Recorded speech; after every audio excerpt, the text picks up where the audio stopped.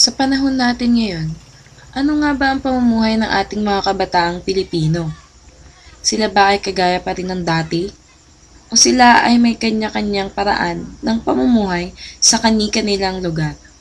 Ano nga ba pagkakaiba ng mga kabataang Pilipino na nagmula sa Palawan at Maynila?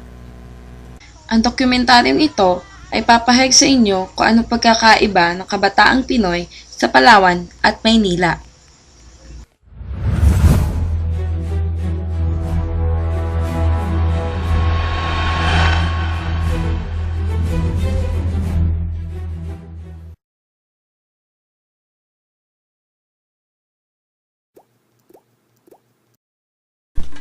Palawan, kilala bilang The Last Frontier dahil sa malaparaisong tanawin at kagubatan. Kilala rin ng mga tao rito na madasalin at sobrang masayahin. Kabilang na rito ang mga kabataan. Ngunit ano nga ba talaga ang klase ng kanilang pamumuhay? Kami ay kumuha ng panayam mula sa iilang tao kung ano nga ba ang masasabi nila tungkol sa kabataan. At nang tinanong namin sila tungkol sa kabataan, Open na sa kanila yung sex, diba? Tsaka masyadong mabarkada. And mga happy-go-lucky. Yung mga teenager ngayon, tuloy sila sa mga pinig, laging pinig, na minsan nagpapabayaan ng pag-aaral. Nakapansin ko ngayon sa mga teenager, ano sila? Sa mga lalaki, uso yung Dota. Mahilig sila mag-computer, mag-online games. Nakapabayaan nila yung mga pag-aaral nila. Mga ganun. Tapos, minsan naman, pag-ibig. tinanong namin ang ilang kabataan kung ano ang kanilang libangan sa panahon ngayon. Palaro na natin. Nilalaro namin mga patintero, gano'n, tagtagan. Tapos, Golden Bridges Quality. 10-20. Mga kaik-ikan. Chinese garter. Tapos ano pa ba yun yung saksak puso? Tulo ang lawan. Langit lupa, impyerno. Lagi ako sa impyerno.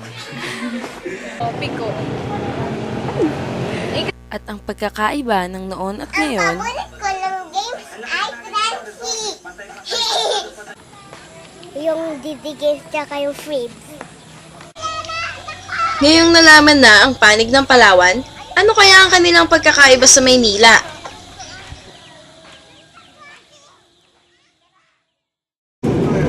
Bumiyahe kami mula Palawan hanggang Maynila para makakalap ng impormasyon tungkol sa mga kabataan. Ako'y nanggaling sa probinsya.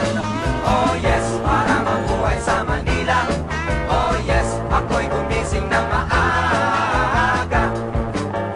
Lumakad sa pantrako, the life was slow. Anak ng wedding, dumi-dumi ng hangin.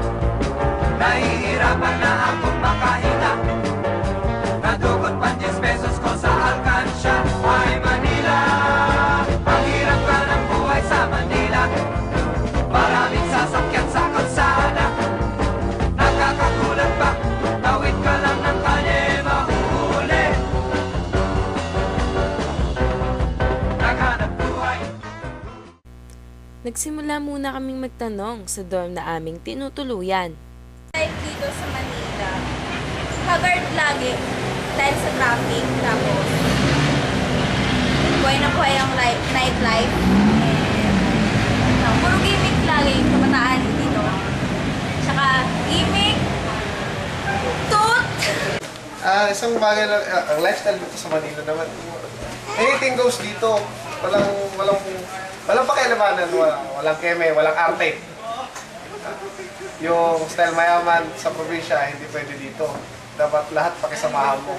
Kasi hindi mo alam, kinabukasan makalawa, may kailangan ka sa kanila o may kailangan sila sa'yo. At noong kami ay pumunta sa mall, hindi namin pinilagpas ang pagkakataong iyon. Naghanap kami ng mga estudyante. Bata ako, mga nilalaro ko, Chinese garter, Blackstone, pero more on sports ako. Nilalaro ko ng bata, PlayStation, Game Boy, mga larong pang bata talaga. Mga nilalaro ko ng bata ako,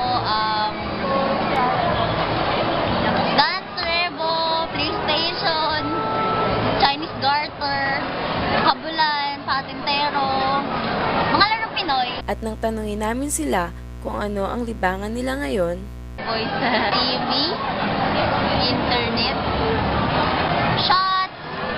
bigo kaming makahanap ng mga bata. Ngunit nang kami ay pumunta sa Universidad ng Pilipinas, natagpuan namin ng isang dating kaibigan. Karamihan dito pala mall. Tapos, siyempre maraming mall, lakad din sila ng lakad. Tapos, maraming pasyalan, edi pasyal din sila ng pasyal.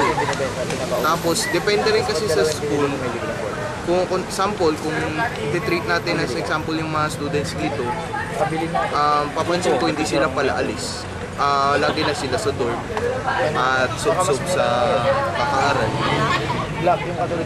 Lifestyle ko dito, very monotonous, very boring kasi ordinary school day ay pupunta lang ako sa room, uwi, ganun lang. Tapos once every 2 weeks ako pupunta.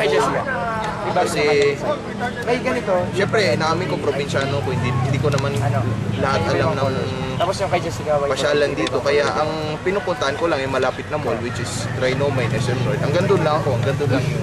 Pero syempre pupunta rin ako Mega Mall, ganun. Pero very